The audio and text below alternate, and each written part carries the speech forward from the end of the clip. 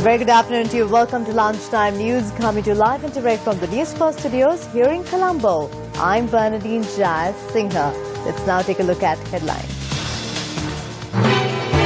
COPE report holds Arjun Mahendran is directly responsible for the central bank bond issue.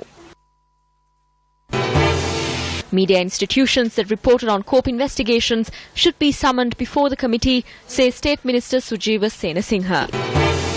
3 Kazakh weightlifters stripped of gold medals from the 2012 Olympic Games.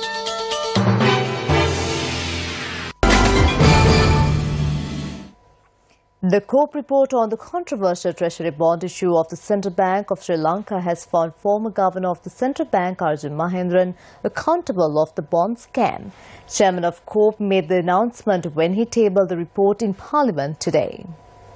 2015-2016 යන වසර දෙක තුලදී ශ්‍රී ලංකා මහ බැංකුව සිදු කරන ලද බැඳුම් කර නිකුත් කිරීමවලදී අප පරීක්ෂාවට භාජනය කළ 2015 පෙබරවාරි 27 වන දින ගනුදෙනුවේදී We probed the central bank bond transactions for the years 2015 and 2016. The committee had observed through facts and evidence that proved beyond any reasonable doubt that the then governor of the Central Bank of Sri Lanka had an influence or intervention with regard to the treasury bond issue on the 27th of February. The committee had observed through facts and evidence that proved beyond any reasonable doubt that some transactions lack transparency, and those actions had questioned the credibility of the Central Bank of Sri Lanka. The committee had observed that one of the primary dealers in the bond transaction, Perpetual Treasuries, had made shocking profits. Deputy Speaker, therefore, the committee had recommended that punishments be imposed on those officials in the central bank and the institutions accountable for these transactions. COPE also recommends that the loss incurred by the country be reclaimed from those officials and the institutions accountable for these transactions. COPE emphasizes that necessary judicial procedures need to be followed in this regard. Former Governor of the Central Bank of Sri Lanka, Arjun Mahendran, should be held directly responsible for this controversial bond transaction.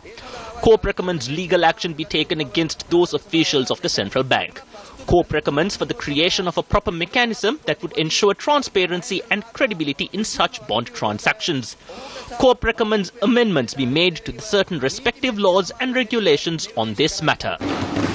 මෙවැනි ගනුදෙනුවලදී විනිවිදභාවය සහ මහ බැංකුවේ විශ්වාසනීයත්වය ආරක්ෂා කිරීම සඳහා විධිමත් යාන්ත්‍රණයක් සැකසීම සහ දැනට පවත්නා විනිමය කොමිෂන් සභා පනත ඇතුළු අදාළ නීති රීති අනපනත් කඩනමින් සංශෝධනය කළ යුතු බව නිර්දේශ කරයි. Speaking in Parliament today, member of COPE and State Minister Sujiva Senasinghe has said that media organizations which reported about the COPE report should be summoned before COPE. We would like to make a request from the chairman. He made a statement that there were various reports published in newspapers. He had also made several statements that there were also reports about us. He also made statements to certain media organizations that this should be avoided. There are traditions that are followed by the COPE. I think I'm the only one who never answered any questions that were raised regarding COPE. There is an age-old principle to keep the proceedings within COPE, and this has not been opened to the media.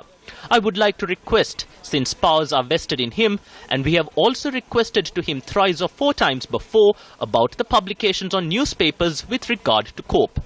The media organizations should be summoned before COPE and questioned with regard their publications on COPE.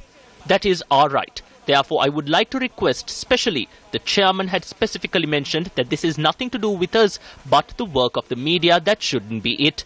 Powers are vested in COPE to question them in this regard.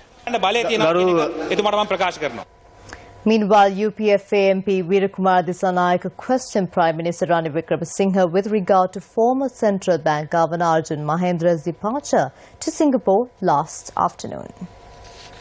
There are media reports circulating that the former central bank governor Arjun Mahendran has left the country. We asked the Prime Minister whether this is true or false. When I met Arjun Mahendran, he said that he will be attending a wedding and will return. He hasn't escaped the country like Udayanga Veeratunga.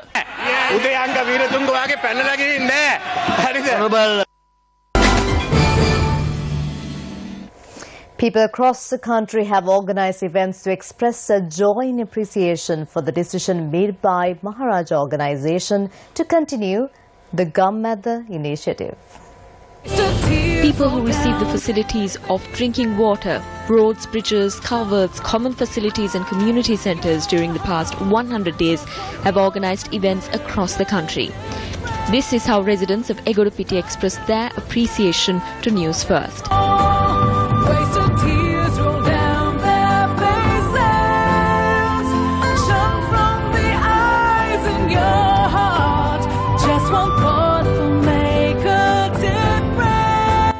News First Director and General Manager Yasrat Kamal Siri and several others participated in this event.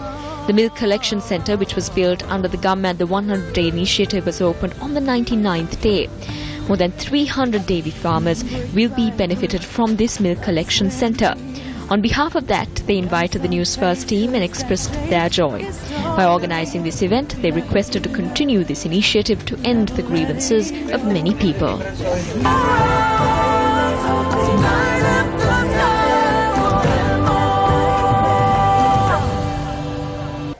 Cricketers Kumar Sangakkara and Mahela Jayawardene were appointed as envoys for violence against women by European Union for Maldives and Sri Lanka yesterday. We all know there is a reporting system, and that system has to be properly amended. How will you all as envoys get this? Woman is the center of the house in Sri Lanka. The women who go abroad to work earn $6.5 billion plus US dollars a year into our economy.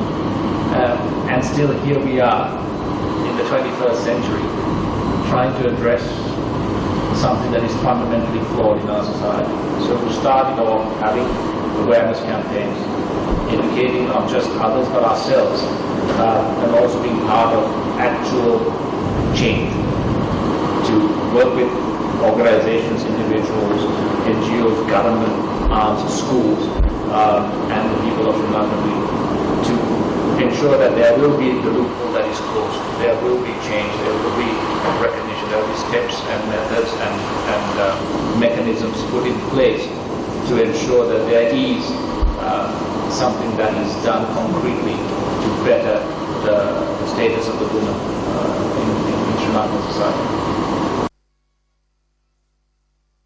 The Institute of Town Planners Sri Lanka presents the Young Planners Forum Video Documentary Competition 2016, Envisioning a Better Tomorrow, on the 8th of November. Electronic media sponsor, News First. With that, we wrap up Lunchtime News. I'm Bernadine Jazz Singha. Have a wonderful day. Take care.